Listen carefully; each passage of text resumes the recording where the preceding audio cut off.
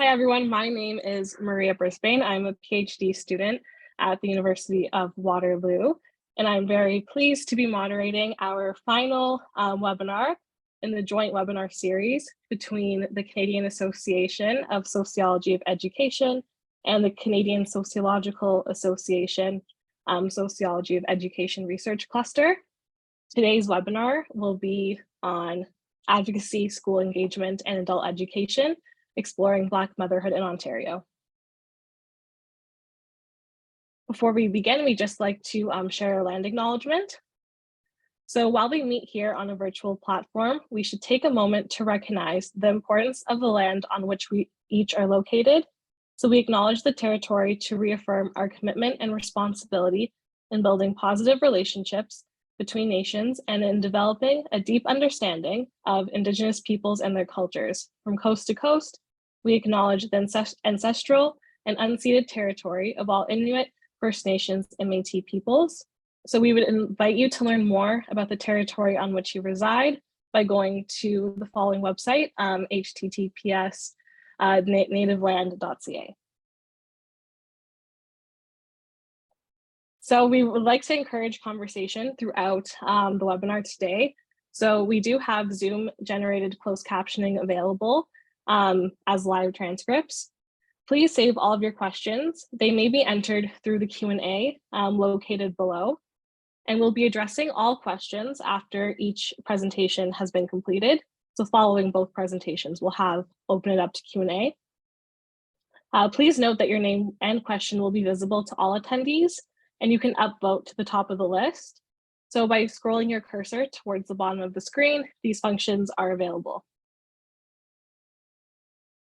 We have two presentations today. Our first presentation will be Advocacy and Engagement in Ontario Schools, Agential Practices of Black Mothers and Educators by Dr. Jacqueline Getfield. Dr. Getfield lectures at several colleges and universities in the Greater Toronto Area, and she manages the Caribbean African Regenerative Medicine Research Project. Our second presentation will be by Dr. Stephanie Fearon, which is Black Immigrant Mothers as Adult Literacy Learners in Toronto. Dr. Fearon is an arts-informed researcher and coordinator at the Toronto District School Board. And I'd like to hand it over to Dr. Getfield to begin. Welcome, everyone. As you heard, the title is Advocacy and Engagement in Ontario Schools, Agential Practices of Black Mothers and Educators. So why is this study of Black mothers relevant? Why are we spending the next 15 minutes or so, hopefully not more than 20 minutes, talking about, Black mothers and what they do in schools? Well, some may ask, isn't mothering just mothering, regardless of skin color? Why does race matter? Why does disability matter for that reason? So you see, disability is equally important to race because I study Black mothers of disabled children. And gender is equally important. So right off the bat, as most of us know, I'm talking about Kimberly Crenshaw's work on intersectionality. It is through that lens that I analyze the effect of power and the intersecting identity categories, the sites of oppression, if you will.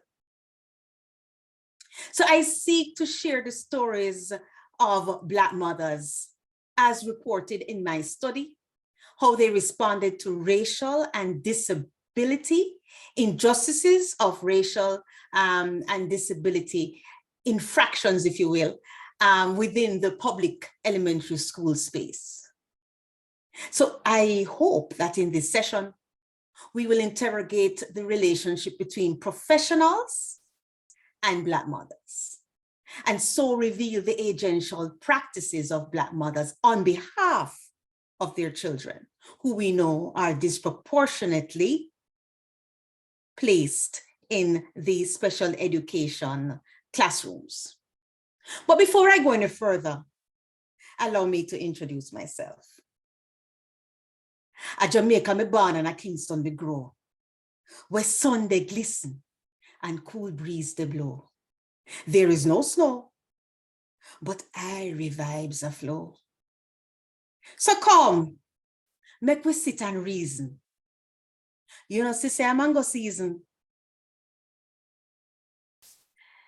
I know I am very well aware that many of you may not know what I just said.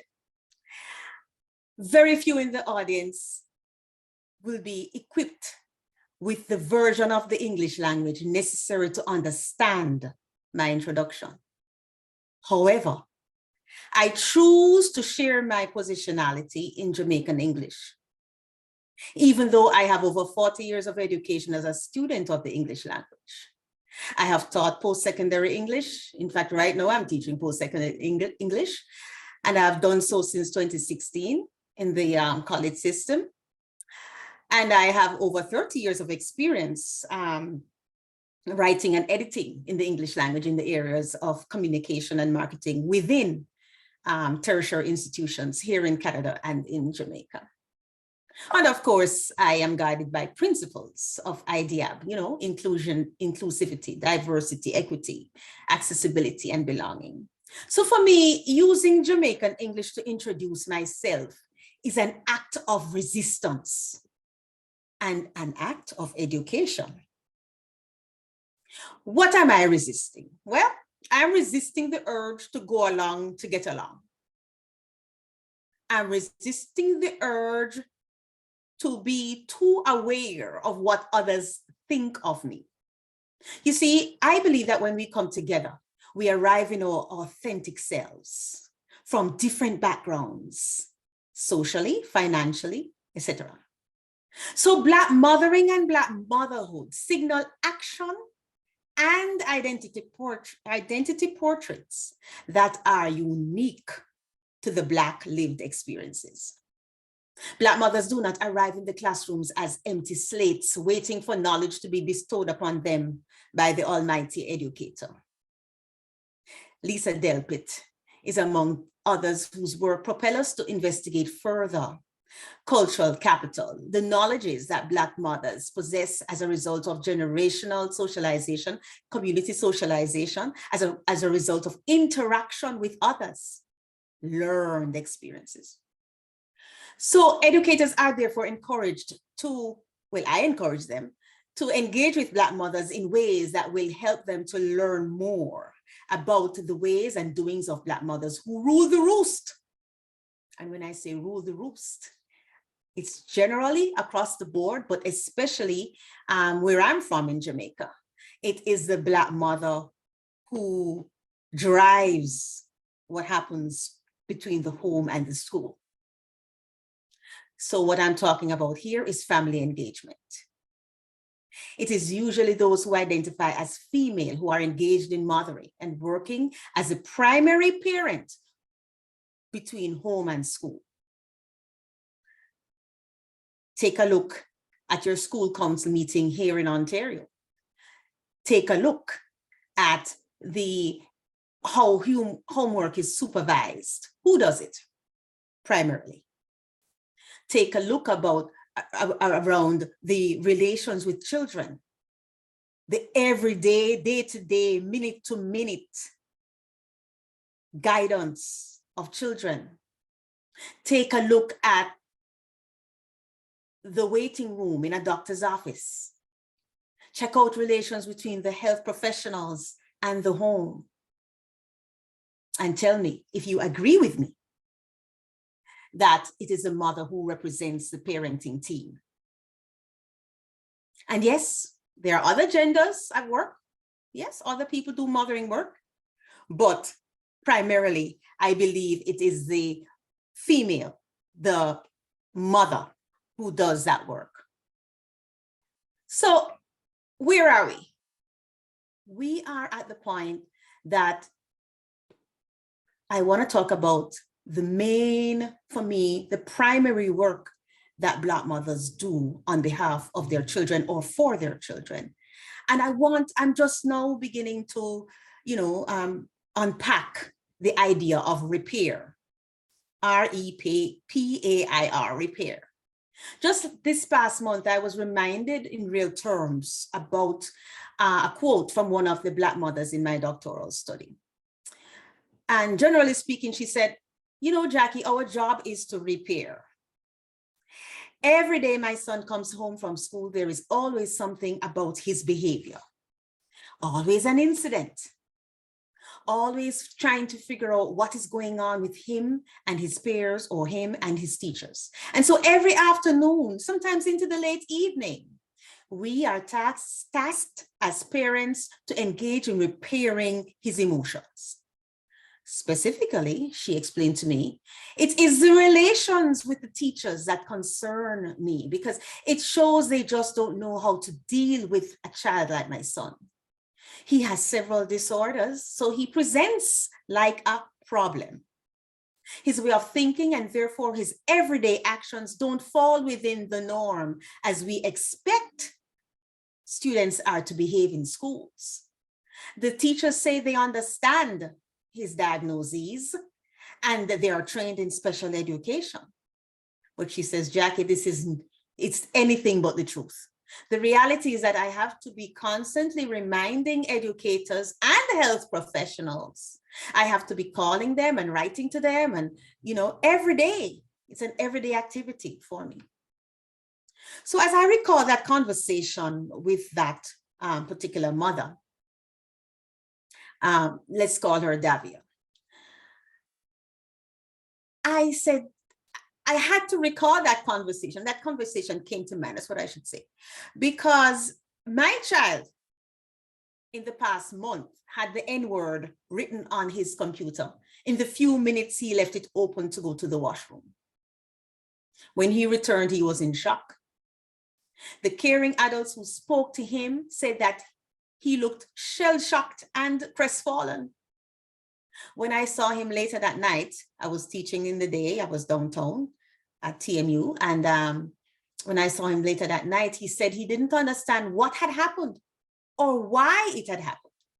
He said that he thought that his friends really liked him, just like how he likes them. He wanted to know, he wanted me to tell him what he did to make them not like him anymore. He wanted to know, how will he know for sure if his friends are really and truly his friends? Who among them was like Judas? As you can well imagine, these are some heavy philosophical questions. Most adults can't answer these. I surely couldn't. So I went into repair mode. And I worked with the principal and the teacher to engage him in like manner. So they too went into repair mode. In his class, they held a community support circle for him. And at home, it took almost a week to get him to understand what happened to him. And I took the time to teach him that this is the first incident of racism that he will experience, but he should expect similar incidents will most likely occur in the future. For those of you in the audience today, I invite all participants to look closely at Gloria Ladson-Billings' work, her seminal work that asks, what is CRT and what is it doing in a nice field like education? And similarly, by extension, I invite you to check out Gloria Ladson-Billings' earlier work, one of her earlier pieces. I think it was titled, I Don't See Color, I Just See Children. You see, racism and whiteness are inextricably linked, symbiotically entwined, if you will. And of course, you'll know more about that through critical race theory, examining the principles of critical race theory. So this repair of our children is and will continue to be one of our most important tasks in our duty to care for our children. For many of us who work in the Black community, this repair work is buttressed by advocacy and activism. We must do this not only in our homes, but in our communities, along with and on behalf of other people's children. Again, I invite you to check out Lisa Delpit's work that is so titled, Other People's Children. At this point, it makes sense to talk a bit about the history of schooling and education in Ontario. And I'll just talk about it briefly. Let me just check the time. I'll talk about it briefly to shed light upon how education has been developed along the lines of race, ability, gender, and class. I'm not going to go into detail in each category, but I'm just going to, talk about the colonial history and how our colonial history underscores our system of schooling/education. This system of schooling/education in Ontario was not designed with Black students in mind. I ask those of you who are interested in learning more about the history of education in Ontario, and particularly the history of the education of Black students, to look at Natasha Henry's work. For the purpose of this talk, I will offer this. Egerton Ryerson was superintendent in, I think, the 1800s, and he is reputed to be the major architect of our public school system. Toronto Metropolitan University, where I work now and of which I'm an alumna, was formerly called Ryerson in honor of Egerton and his legacy. They say that the name was changed after the full realization of what this legacy really meant for all peoples. So the story is that Egerton Ryerson turned away many parents of Black students because he chose to side with white parents who did not want Black students in the same classroom. Certainly, they did not want Black students to be on the same bench, sitting at the same desk as white students, for many reasons. Ryerson, like many in his time, did not provide for Black students, even for those Black students whose parents were well-heeled, educated, and who were free persons. Back then, like now, race trumps class. So my doctoral work analyzes Ontario's educational policies that assume Black mothers and white mothers are and have been equally prepared to engage with educators and administrators in the local school and at the school board level. My work reveals that this expectation is anything but well-intentioned or naive, because policy analysts, politicians, all educators, among other experts in the fields of education and in the institution of schooling, are aware of the challenges that exist for Black mothers. They are aware of the challenges that exist for Black mothers, especially those who are immigrants, especially those who have been steeped in the racist, ableist educational practices in North America and in England.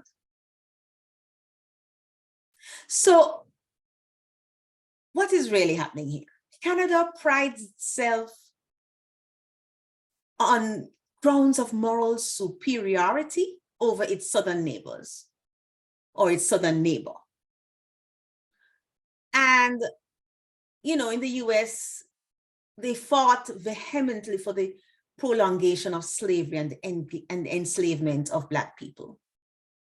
But in Canada, where there were slave owners and where slavery existed on and off the books, white settler Canadians objected to free Blacks living in their communities. And you can see more from McLaren 2004 work. So the white citizenry, in addition to not wanting Blacks to live in their neighborhoods, they did not want Black students or Black schools to exist in those neighborhoods. So the School Act of 1850 introduced segregated schools for Black children based upon the popular notions of the superiority of the white race. I urge you to go and look up eugenics and read more about that. So eugenics essentially promoted among scientists, researchers, and proponents that the Black mind is feeble, inferior. So we won't get into much of that now, but I would suggest to you that those of you who want to look more into the history of Black students must look at colonialism, must look at eugenics. So Black people were actually feared on the grounds that they were evil and that they were a bad moral influence. And so white people justified exclusion by segregation. And that I got from McLaren's work. White parents were especially fearful of the effect Black children would have then on their little white girls. In Toronto, teachers had the right to deny entry to Black students. White parents mobilized to ensure that Black children were seated on separate benches, and they held sway by threatening to withdraw their own children from the schools.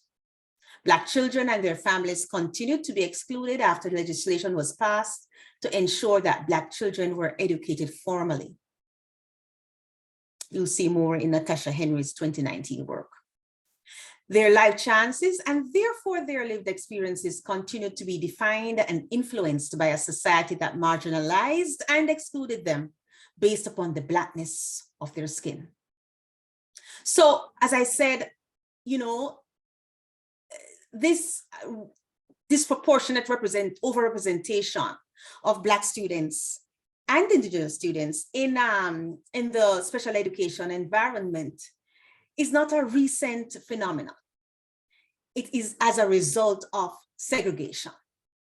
So this streaming, if you will, is not new. So I would just like to end by saying that Black mothers are tasked with not only educating their children, but educating their children's teachers and their school teams.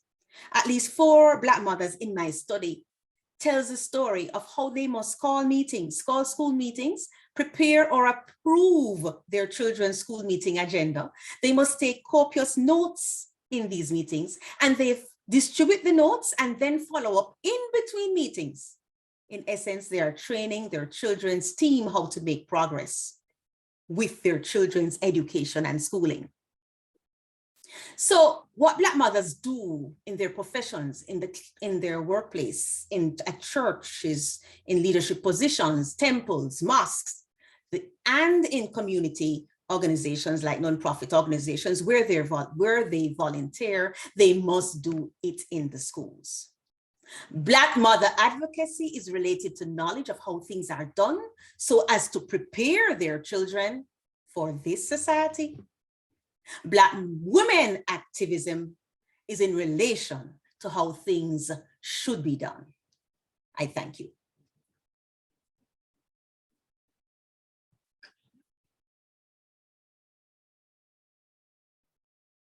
Thank you so much, Dr. Getfield, for your presentation. I have a few questions. I'll save them for the end. I would like to welcome Dr. Fearon to start her presentation.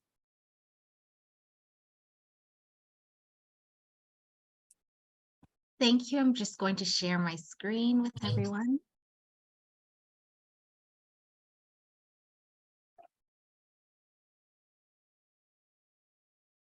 So good afternoon, and thank you all for having me. My talk is entitled Black Immigrant Mothers as Adult Literacy Learners. I'm going to begin with a personal story to illustrate African Caribbean mothers' long-standing presence in Canada. Afterwards, I will provide a historical overview of the policies, discourses, and practices that help shape African Caribbean mothers' learning experiences in Toronto. The presentation concludes with a series of reflective questions for scholars and practitioners who engage Black immigrant mothers in adult literacy programs. In the 1960s, my maternal grandmother, left Jamaica and reunited with two of her sisters in Toronto who came to Canada under the West Indian domestic scheme.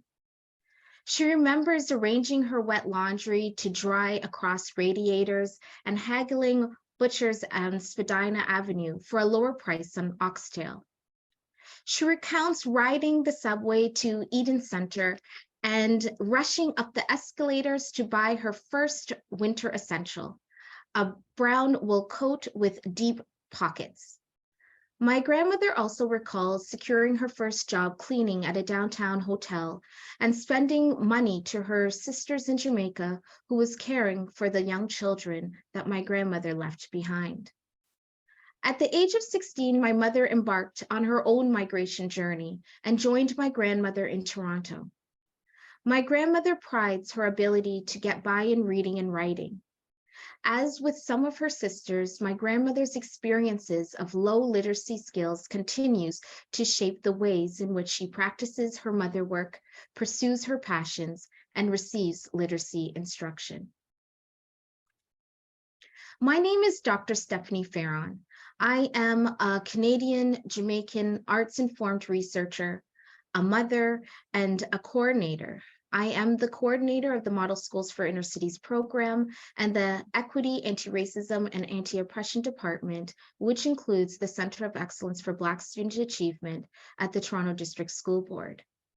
I am also a community-based educational researcher working with organizations across the country, including those who serve adult literacy learners. Today, I will share an aspect of one part of my arts-informed work, and it's an arts-informed narrative study that I led. Through a data-driven graphic short story, this study that I'm going to share with you today captures the ways in which adult literacy policies, racism, ableism, and sexism impact the work, relationships. Thank you, I'm in a school. Impact the work, relationships, and learning experiences of 6 African Caribbean mothers who are adult literacy learners living in Toronto. So the following questions guided my arts-informed inquiry. What are the literacy experiences of Black immigrant mothers who have participated in a formal learning program? And how can we better support their literacy journeys? By the 1980s, adult literacy was a pressing policy issue across the world. Literacy was no longer perceived as a binary construct of literate versus illiterate. Instead, policymakers, researchers, and practitioners conceptualized literacy as a contextual social practice existing on a continuum. In Canada, adult literacy advocates maintained that literacy skills were necessary for adults to thrive within a dynamic society. International and national surveys measured literacy as reading, writing, numeracy, and information processing skills.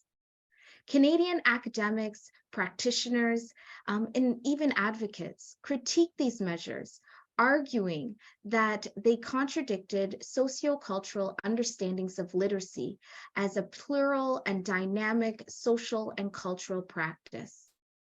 Further, scholars affirmed that the experiences of adult literacy learners, especially women learners of African descent, are informed by varying and intersecting oppressions that help shape their engagement with the world.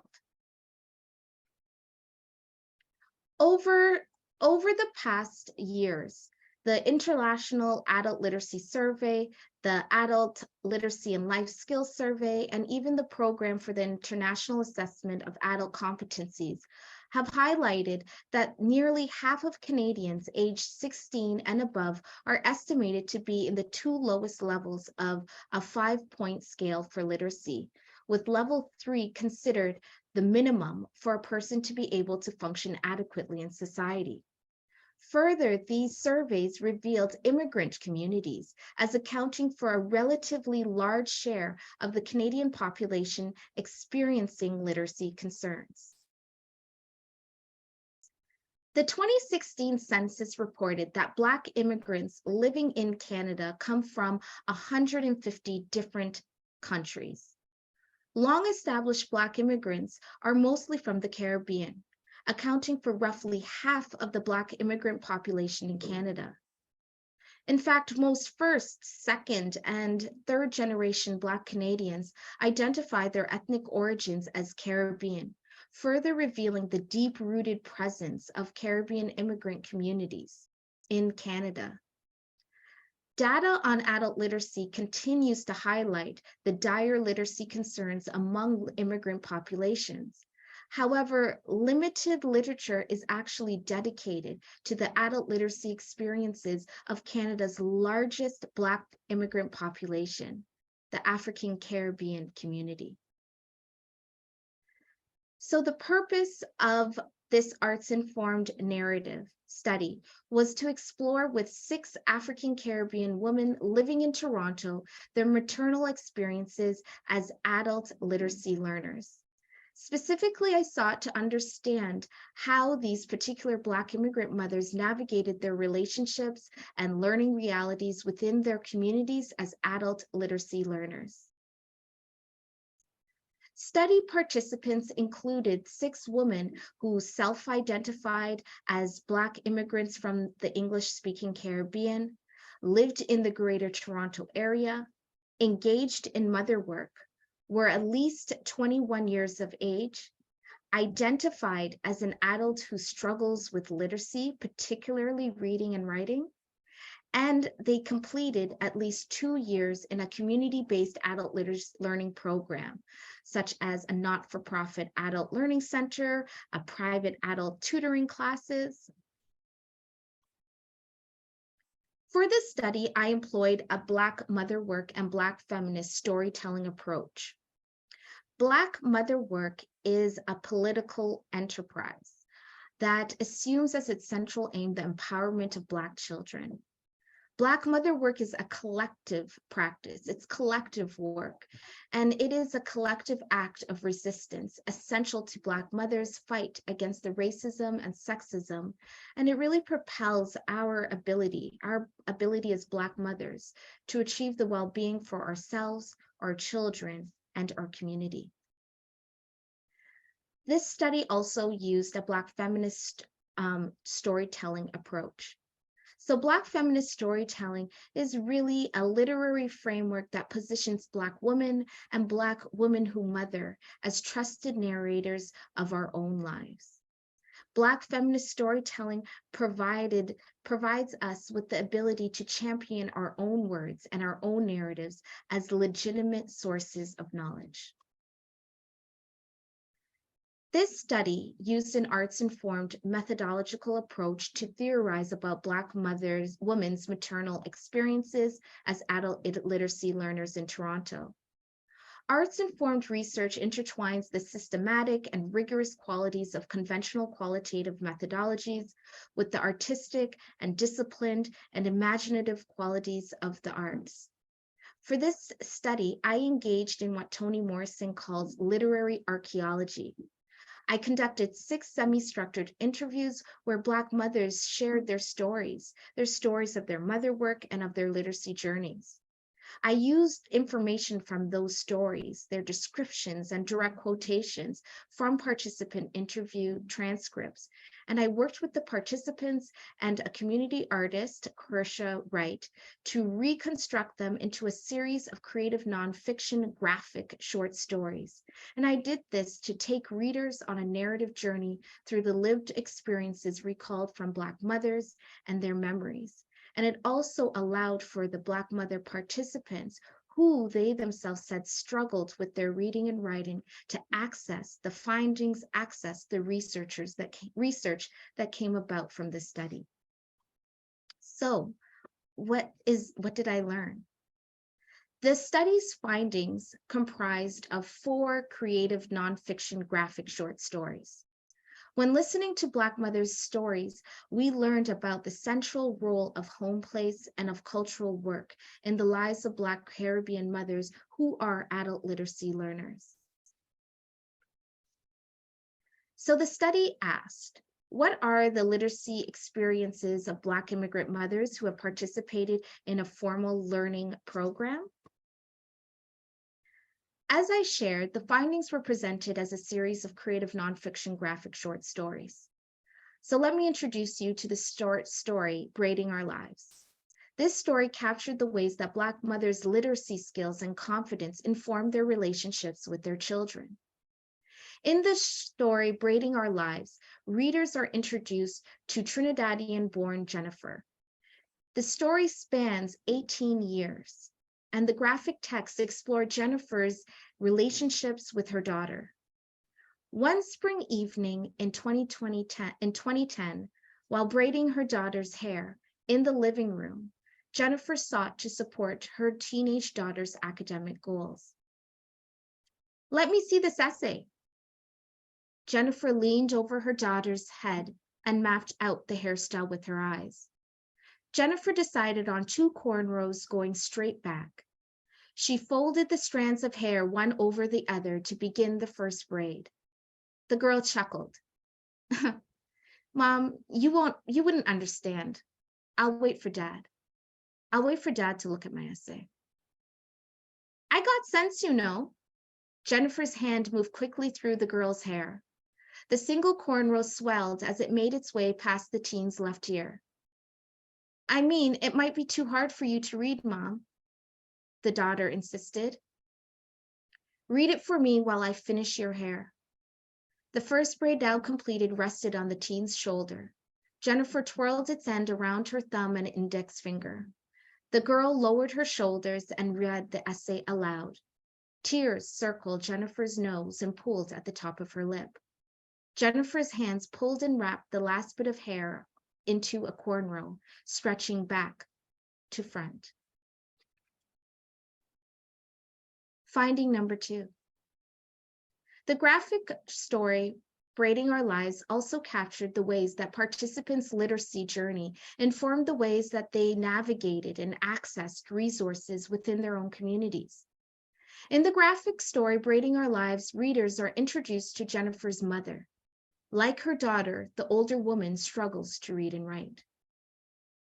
Early one summer morning in 2013, Jennifer and her mother held hands as they faced the outdoor self-serving bank machine. Let's go inside to the bank teller, grunted the older woman. She raised her eyebrows and pointed with her lips to the bank's green door handles. Ma, we're already standing at the machine. Just take out the money. Jennifer turned to her mother and looked past the woman's wired glasses and glared at her deep brown eyes. Ma, I told you, I've been doing really, really good at my reading class. Put in your bank card right here. I'm going to try to figure this out. Finding number 3. Participants reveled in the ways that their cultural work, such as feeding their families foods from back home and braiding their children's hair, helped them create affirming home places for their families, despite the obstacles they faced with reading and writing. When Jennifer was in high school, she and her mother spent Saturday mornings cooking in their Morningside Avenue apartment kitchen. She would watch her mother's dark eyes dart from the stovetop to the oven door to the handmade roti skins resting in the blue crest plate. Findings number 4. All participants in the study attended a community-based adult literacy program led by a Black woman of Caribbean ancestry. The graphic story, Braiding Our Lives, showcased the ways that participants' literacy journeys impacted their career aspirations. Participants relied on community-based programming to help them achieve their professional aspirations. In the graphic story, readers learn that Jennifer dreams of opening her own hair salon. Unfortunately, Jennifer is unable to pass the state's written licensing exam. I'm thinking of trying for my license again. My reading teacher said she'll help me. The other mothers in the class said they'd help me too. They all know how hard it is to make it here as a Black woman who can't read. Maybe I can open a hair salon one day. The two women, Jennifer and her mother, turned away from the bank machine to face the summer breeze. They moved onto the sidewalk, stepping on fissures and gaps along the path. The study also explored the question, how can we better support the literacy journeys of Black Caribbean immigrant women living in Toronto? This study affirmed the need for adult literacy programs in Toronto to be spaces that cultivate Black immigrant learners' practices of cultural work and home place. Embedding adult education programs and larger understandings about literacy, culture, and power, we honor the knowledge and work of Black immigrant women learners. This process fosters dialogue. It fosters dialogue amongst not just the learners, but also the educators, and encourages the cooperation and centering of Black mothers and their experiences.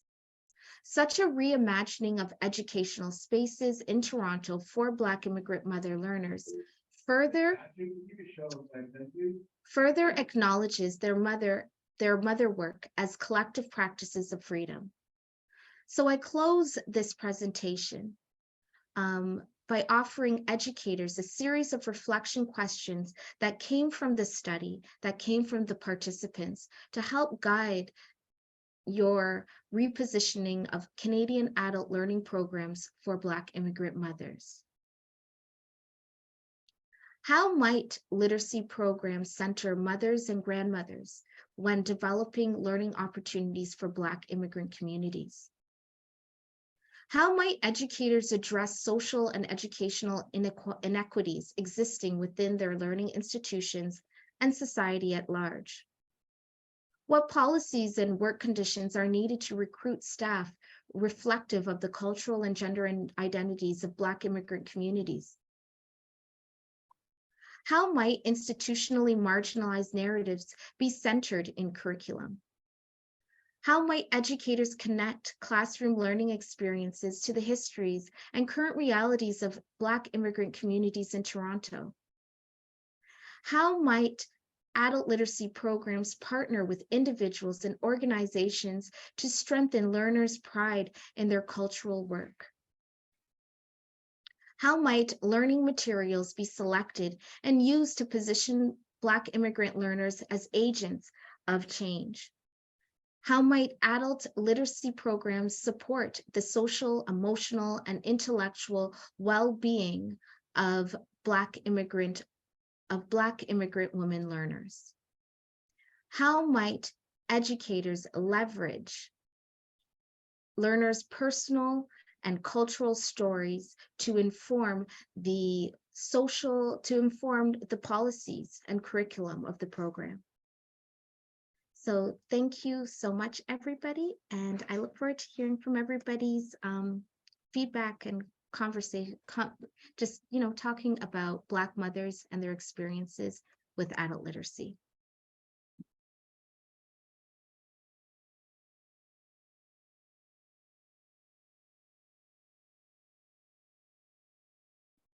Great, thank you so much, Dr. Fearon, for your presentation.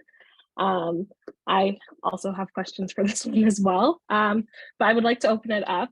There is the Q&A box open, so if anyone has any questions, please feel free to start putting them into the Q&A box and we'll read them out.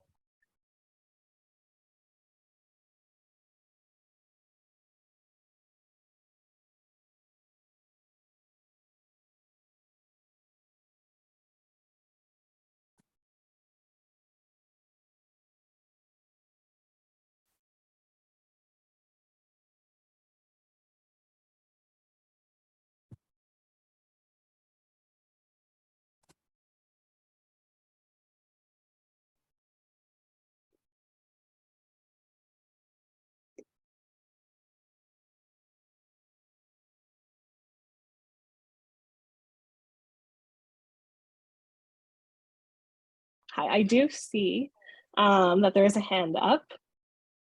So let me see if we can enable.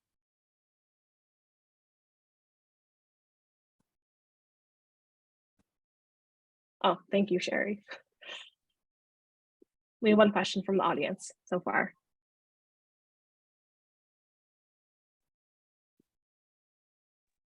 Can I ask my question or Yes, please go ahead. Well, Stephanie and Jacqueline, congratulations. Great work, exemplary work. My name is Wesley Critchlow, and I'm also a past OEZ student. And Stephanie, we met in the past, very briefly, in Manitoba. And Jacqueline, I have also met you once too. But I just want to say, I just love the critical race analysis and the intersections you bring to the work, and in a new, refreshing way that critiques, challenges, and complements what is already done in this field of work.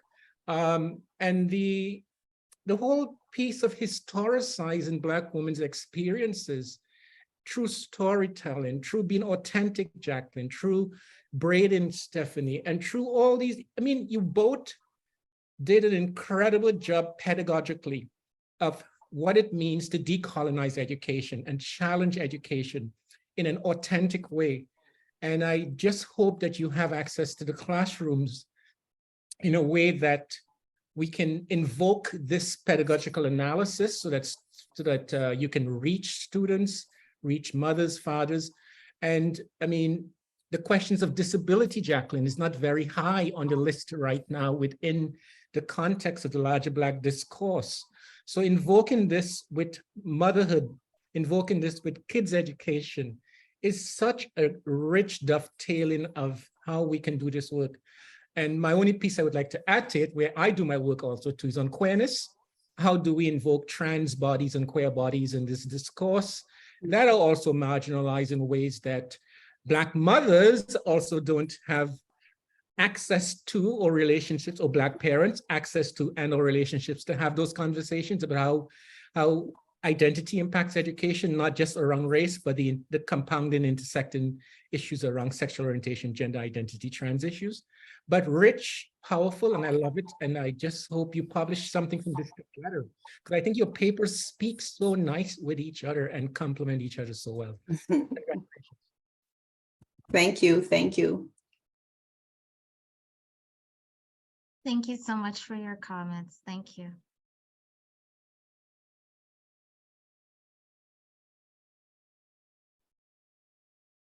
Great. I also have a question. I think geared towards Dr. Getfield right now. The notion of repair and Black mothers doing a lot of repair work really stood out to me and resonated with me in thinking about like familial experiences. So I wanted to know in your study if any of the mothers spoke about any interactions or experiences that they had in terms of what they wanted from the educators, teachers, principals, what they were looking for in terms of actually supporting this dialogue, so that, you know, the repair work that goes on after school can be lessened to some extent.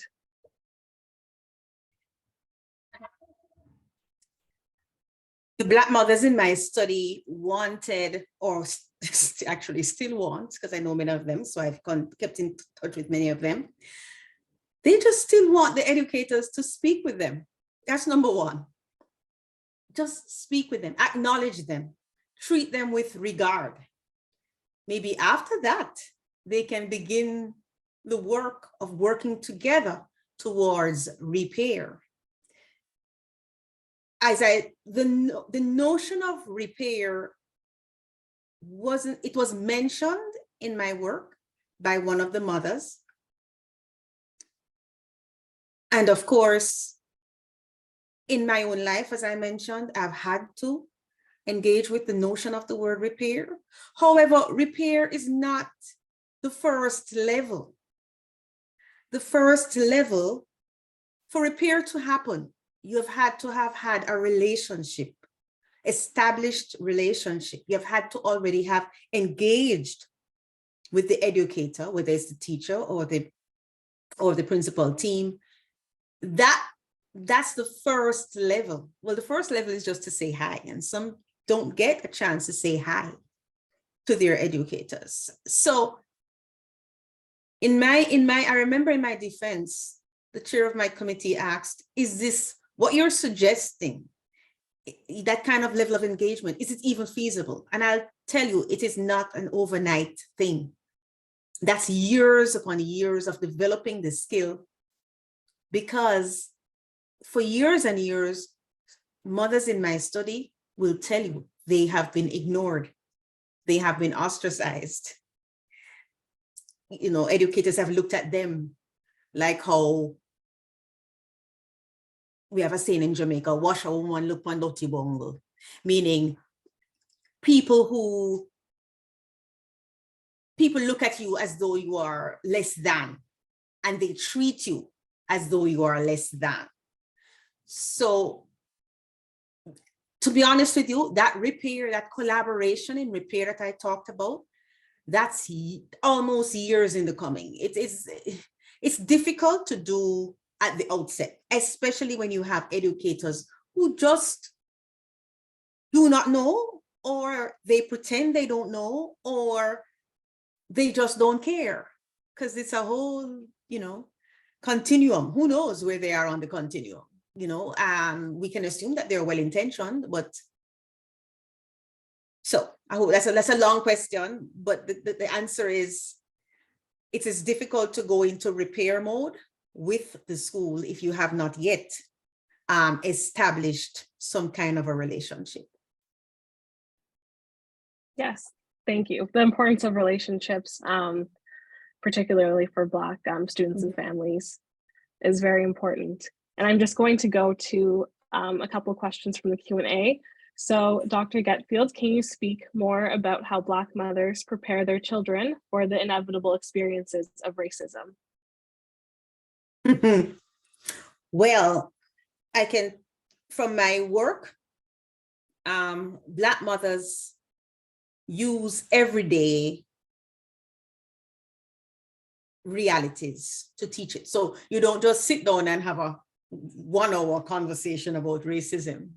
It is every opportunity you get to talk about, let us say, even friendships, regardless of race. You started, well, you teach kids how to negotiate relations on the playground. You teach kids, especially if you have children who have a disability or have a diagnosis, you must teach them about difference. In teaching them about difference, then you begin the conversation about what will happen if their friends treat them negatively because of their difference. Because you have to prepare them for that. And so that is how the teaching of racism and ableism and all the other isms come in. You do it in an everyday way so that it doesn't feel like a lecture, and it is relevant and applicable to your child. And each parent, if you spend enough time with your child, you'll know when is a good time to dive into that conversation without it feeling like a lecture. And for me personally, and other parents in my study did it at different times, but for me, and some have not yet done it, even though their children are in like early high school by now. For me, I started that conversation around about maybe 9-10 years old, when it was time. And when it's time because the questions begin to come. The conversations about friends and bullying and what they're saying, and the fact that they feel like they're standing out because they're using a SIA computer while everybody else is writing with pen and paper, and all those kinds of things. Yeah, it is. Yeah. My responses are usually long, so stop me anytime you want. Great, thank you. And we have a question for Dr. Fearon. Can you speak more about the story work that you undertook and elaborate more about the importance of storytelling in the Black feminist tradition?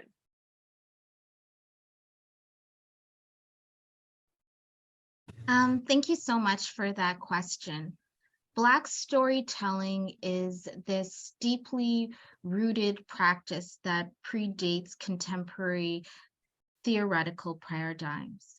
We see Black storytelling, for example, with African griots, with enslaved Africans who engaged in this idea of storytelling in order to make sense of and to bring significance to their past, to their present, and to their future. And this tradition of Black storytelling continues.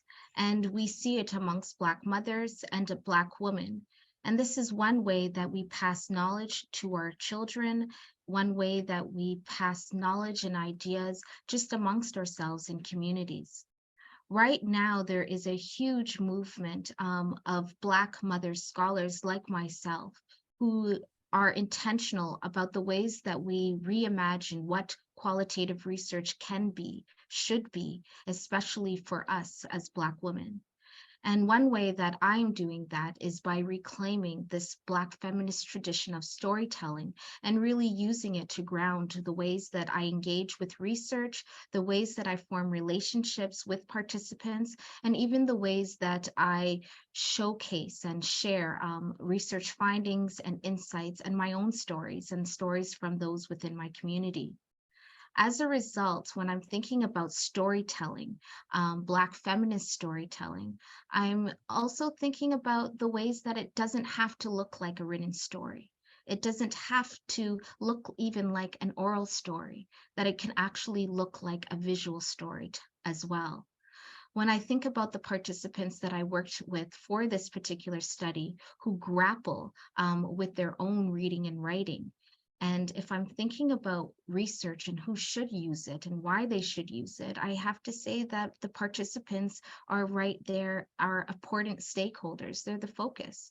And as a result, for this particular study, the entire research findings section is actually presented as a graphic short text. And in that way, participants themselves are able to engage and further that tradition of Black feminist storytelling amongst themselves, with their own families, and even within their own adult literacy programs. So that's just one way that I'm rethinking this use of Black feminist storytelling, what it means to me, and how I can use that in a way that's grounded in visual arts.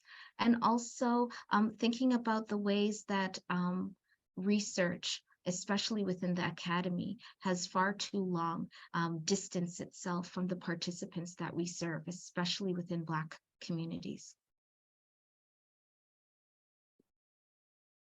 Thank you. And there is another question. I think it can be directed to either of you. So Toni Morrison's concept on archiving, please, can you say some more?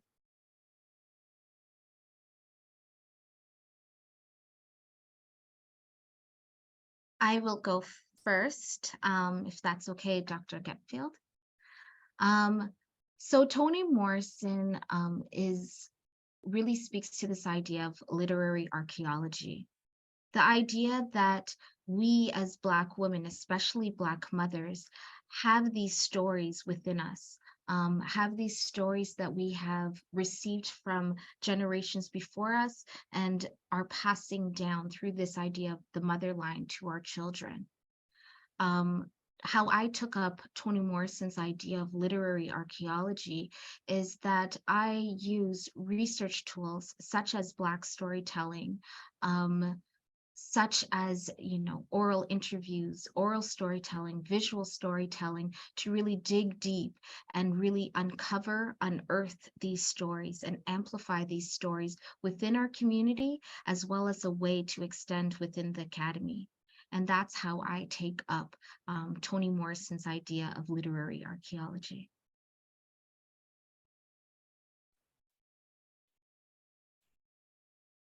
Any archiving must be done authentically within and through culture. And so my use of personal narratives, stories, one-on-one in-depth interviews is part and parcel of digging deep within the essence of who we are as Black mothers, as of generations and generations of women. Stories make us who we are. Our stories were never written down. We like to talk about them as oral stories. I prefer to talk about them as spiritual stories. As Black people, we are spiritual beings, whether or not we belong to the church. Certainly, that experience of enslavement has so affected our DNA. The effect of having to have communicated through the drums, through sound, through our voices, make for me an expression of that archiving that Toni Morrison talks about, but it goes beyond Toni Morrison. This act of resistance, of telling that story outside of writing that story, outside of pen and paper, that is essentially a spiritual act. It's a spiritual act of resistance that connects, as I said, generations of Black people, and in particular generations of Black women, and then generations of Black mothers, or those of us, regardless of gender or sexuality, who do the mothering work. So that is how I take it up. Great, thank you. I saw Dr. Fearon, you had your hand up. Yes, and I also wanted to bring to light, especially when I look at Black story work scholarship, we always stress that this idea of storytelling, whether it's oral, whether it's visual, whether it's written down, is, yes, like Dr. Getfield said, an act of resistance, but it's also an act of joy. It's also an act of dreaming. It's also an act of envisioning better worlds for our children and for ourselves. So I want to always position, when we're thinking about Black feminist storytelling traditions, that yes, it is a way that some might say a counter storytelling tradition, but it's also a tradition of really grounded in our joy, in our dreams as well. Thank you.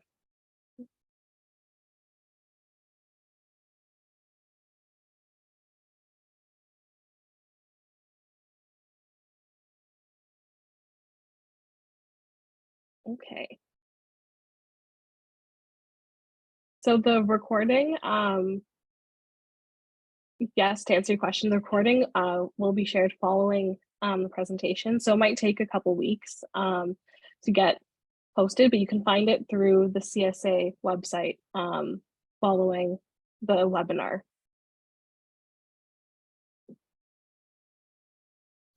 And we still have a few more minutes. So if anyone else has any questions, please feel free to ask.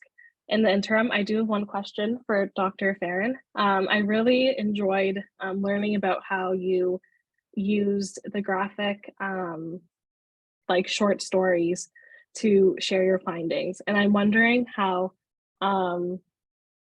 you continue to use these different types of arts-informed methods in your current work or in other projects. How do you see this being done potentially with children and youth as a way for researchers to also engage in these types of methods?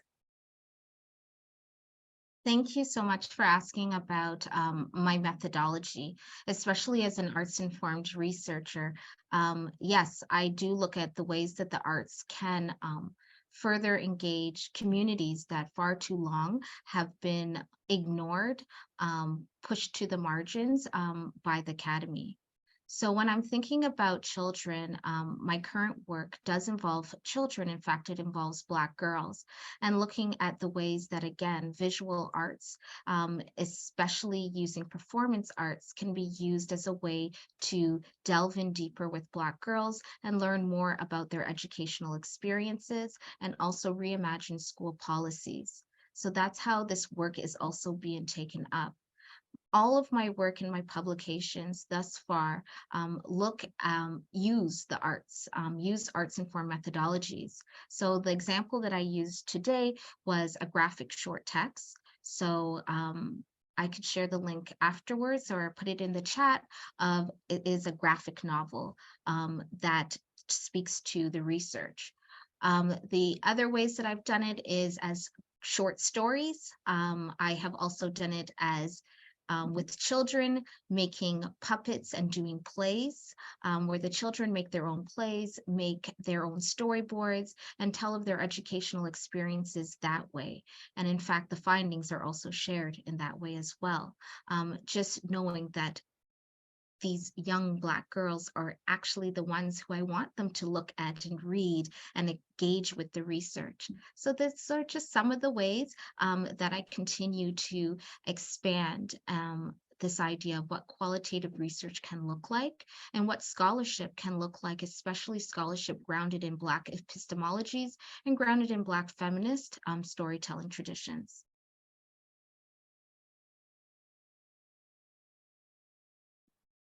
Great, thank you so much. I do not see any more questions. I'm going to leave it open just for another minute before we wrap up.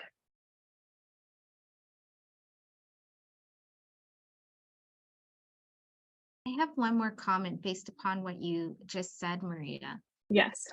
When I think about research, especially with Black communities, thinking about Black mothers, thinking about Black girls and Black children, far too long we have written about. So we've written about Black girls, we've written about Black mothers, not really centering their stories. The ways that Dr. Getfield and I use storytelling that is grounded from the mothers themselves, the Black mothers themselves, from Black children themselves, using, in my case, visual arts, using literary arts as well, is one way that we're actually giving voice, not giving voice, but amplifying the voices of Black participants, and letting it be known that the ways that Black communities, Black women and Black mothers continue to reconceptualize or understand what research is, what qualitative research is, should be, can be, should sound like, should look like, is valid forms of knowledge. And I really love Dr. Getfield's work, how she shared her own stories, the stories of the participants, and my own work that uses the visual arts. That really, this is just letting everybody know that qualitative research looks many ways. And this is just one way that qualitative research that explores the experiences of Black mothers can look like when grounded in our own epistemologies. Well said. I agree with everything that you just said so nicely, so eloquently. Yeah. Yeah. And I agree with Professor Critchlow. We must do some work together. We have to do some work together.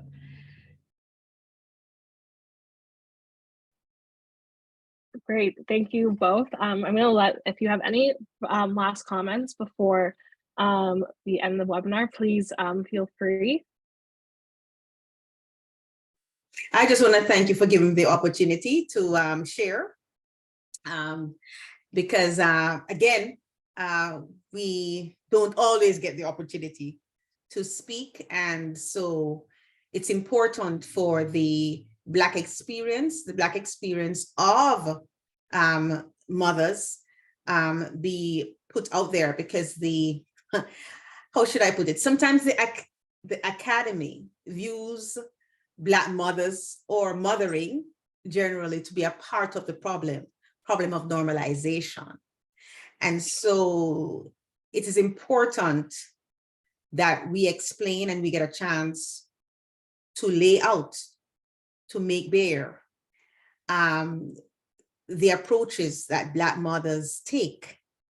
It is anything but normalized because our experience in the society is anything but normal. So I thank you for this opportunity. Thank you as well. Great. I would like to thank, on behalf of the organizers of our webinar series, I would really like to thank Dr. Getfield and Dr. Fearon for participating, and thank all of our audience members for being here today. And we look forward to hearing more about your research as it continues. Thank you, everyone. Thank you. Bye.